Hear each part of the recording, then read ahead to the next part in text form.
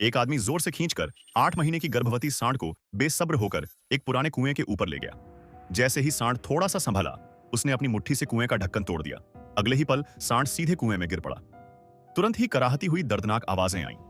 वह आदमी झट से पिस्तौल उठाकर लगातार गोली चलाने लगा, जब तक कुएं के गहरे अंधेरे में कोई हलचल नहीं रुक गई। तभी उसे थोड़ी राहत मिली।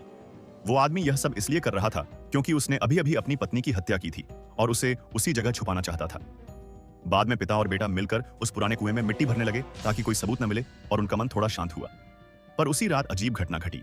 खेत की दूसरी बूढ़ी गाय बार बार कराहने लगी।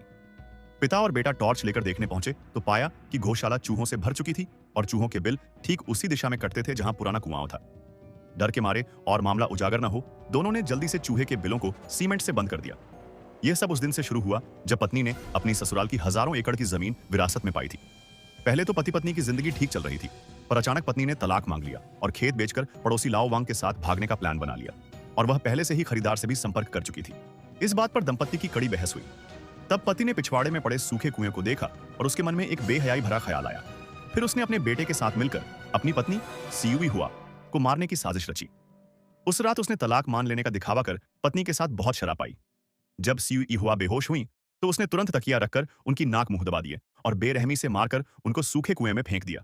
और फिर ऊपर बताई गई घटना हुई। सांड के शव का इस्तेमाल पत्नी के शव को छुपाने के लिए किया गया।